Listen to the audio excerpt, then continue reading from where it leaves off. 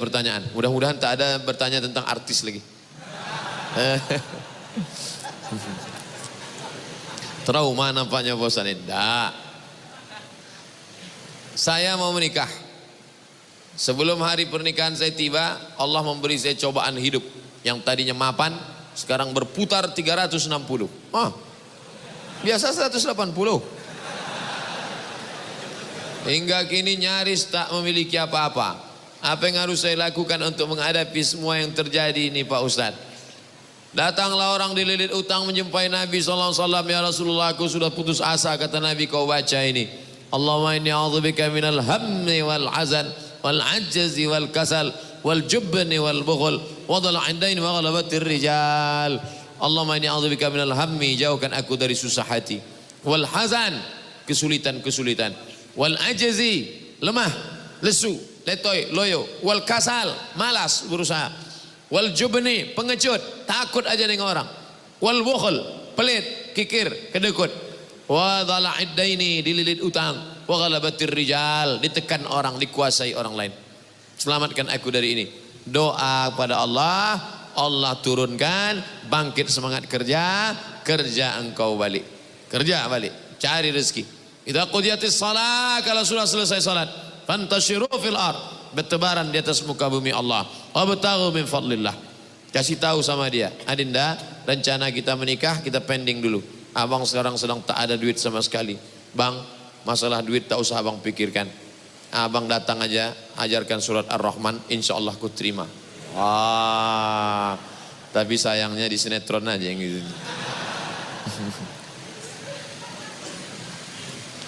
Apa betul Pak Ustadz seorang tamu tak boleh menjadi imam khususnya salat Jumat? Boleh, apa pula tak boleh? Yang tak boleh itu dalam mazhab Syafi'i. Mazhab Syafi'i yang ketat salat Jumat ni. Mazhab Syafi'i ketat salat Jumat. Kalau tidak cukup 40 orang muqim, wah itu dia. Ada di situ cuman 39 orang. Nah, itu tak sah salat Jumat menurut mazhab Syafi'i. Harus muqim pula. Ini orangnya ramai. Tapi saya kalau khutbah dimanapun tak mau saya jadi imam. Imam tetapnya lah. Kemarin khutbah di Masjid BI. Silakan maju Pak Ustaz. Mana imam tetap? Imam tetapnya pula hafiz hafal Quran, anggota lajnah pentashih Al-Quran. Jangan beli Quran kalau tidak ditashih. Mana halaman tashih? Nih ada di halaman tashih. Halaman tashih. Kalau tak di muka, di belakang. Biasanya begitu. Kalau tak ada, kok bisa Quran ini dicetak di sini? Wah, tak ada tashihnya. Tak ada tashihnya. Tiada halaman tashih. Jadi Ustadz Imam BI ini dia anggota pentashih Al-Quran. Dulu kita bangga kita dulu kalau buka Quran. Ada orang Riau di dalam. Siapa dia? Dr. Satria Effendi dari Kabupaten Pelalawan. S1 Universitas Damaskus, S2, S3 Ummul Qura Makkah, pulang menjadi tim pentashih Al-Quran. Umurnya pendek, meninggal dunia. Ustaz Satria Effendi. Sampai Pangkalan Kerinci, naik sampan, terus arah ke Tanjung Batu. Situlah kampung halaman beliau. Bukan main perjuangan dia sekolah.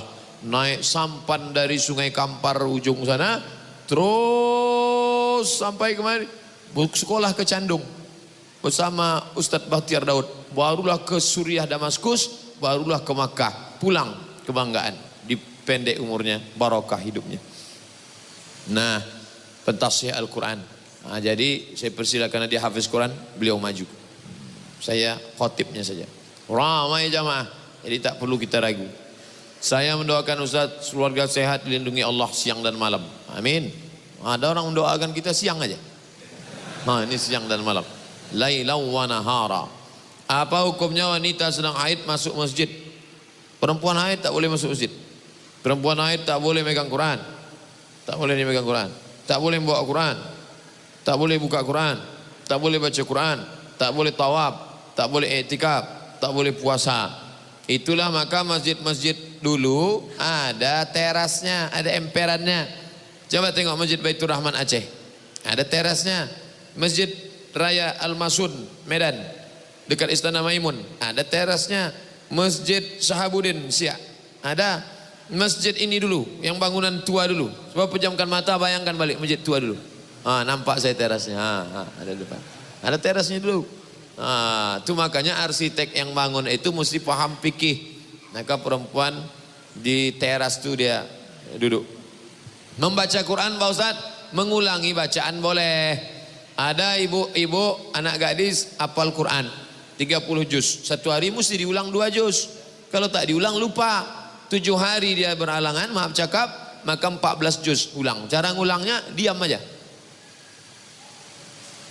Kalau ada istri bapak diam aja, itu ngulang bacaan Quran.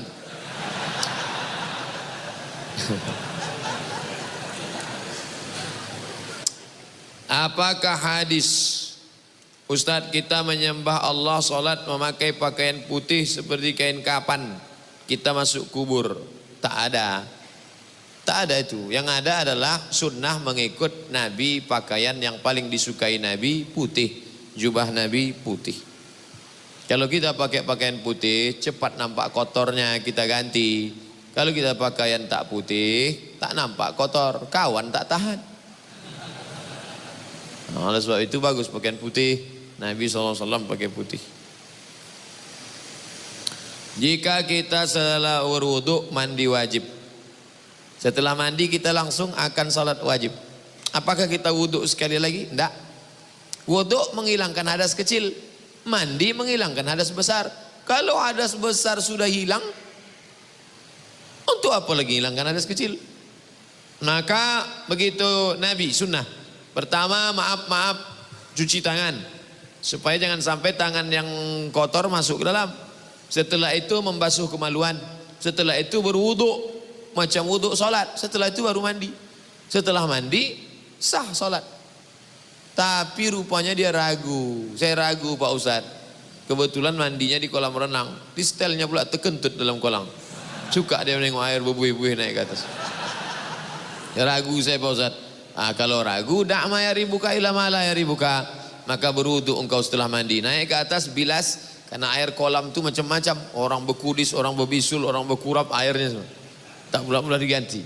Naik ke atas bilas. Setelah bilas berwuduk dia sekali lagi. Afdal untuk menghilangkan was-was dia. Jika seorang perempuan sedang belajar jadi imam, bolehkah sholat wajibnya diucapkan dengan sedikit keras? Asal tak ada laki-laki, perempuan sama perempuan, ibu, anak ibu, adik ibu, ponakan ibu, perempuan semuanya, maka dia baca jahat. Tapi kalau ada laki-laki, tidak. Laki-laki dia ada laki-laki pimpinan jadi imam.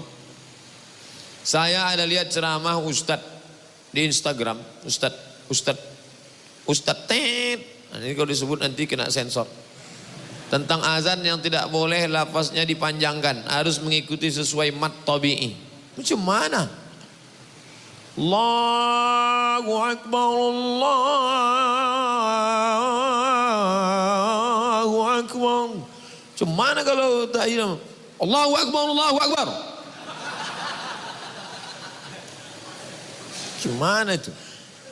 Jadi masalah azan itu tidak sama macam. Itu azan itu bersanad. Itu muazin itu azannya bersanad sampai kepada Bilal bin Abi Rabah. Muazin itu bersanad tuh. Dia dari gurunya sampai kepada Bilal. Lagunya tak berubah-ubah. Jadi kalau ada, inilah bahayanya orang belajar tajwid, lalu kemudian mau diterapkannya itu semua. Tetap panjang. Allahu Akbar, Allahu Akbar. Saya juara azan dulu antar SD. Saya akhwat yang bekerja sebagai pegawai. Saya hobi suka dengan pekerjaan saya. Namun jika waktunya tiba dan saya menikah, saya harus long distance marriage dengan suami karena saya bekerja. Ini bagaimana ya Pak Ustadz? Sebelum menikah kamu duduk dulu. Jangan nanti kata si suami, aku nikah sama engkau kan setelah engkau 23 tahun. Dulu kau disekolahkan bapakmu, SMP, SMA, kuliah, duitnya sudah banyak. Nanti kalau kusuruh kau berhenti kerja, bapakmu marah. Tapi sementara anak-anak ini usia emas, golden age. 2 tahun pertama susukan, peluk cium, sayang-sayang. 2 tahun kedua lari-lari, lompat-lompat, main-main. 2 tahun ketiga baca surat pendek, baca ayat pendek, baca doa-doa. Tahun ke-7 matanglah dia sudah. Jadi kalau selama 7 tahun ini op dulu, nanti habis itu baru. Mau tak? Kau tetap kerja, tapi nanti akhirnya kau sambut dia pulang, anak dia lari rupanya kepelukan pembantu. Wah, jangan sampai dia demam. Yang dipanggilnya demam bukan mama, mbok, mbok gitu. Mau tak? Sudah putus hubungan gara-gara 6 tahun. Nah, itu dari awal harus sudah ada MOU, Memorandum of Understanding between me and you. Jangan tak jelas. Pacaran 2 tahun tak tentu arah. Yang dibicarakan, duduk, gimana kabar status Instagram hari ini ya? Tak jelas. Pendek, singkat tapi jelas. Jangan tak tentu arah. Tak ada pacaran-pacaran tuh. Ketika bercampur baur wanita dan pria, namun tak ada niat, tak ada nafsu, hanya sebatas teman. Bagaimana hubungan pertemanan seperti ini Ustaz? Tak adanya. Mana pula tak bernafsu? Mana ada orang tak bernafsu? Anak-anak muda tak bernafsu. Kami yang tua-tua ni aja bernafsu. Apalagi kalian muda. Tak ada tuh. Kami berteman aja Pak Ustaz. Tak ada. TTN itu. Teman tapi nafsu. La tattabi'u khutuwatis syaitan.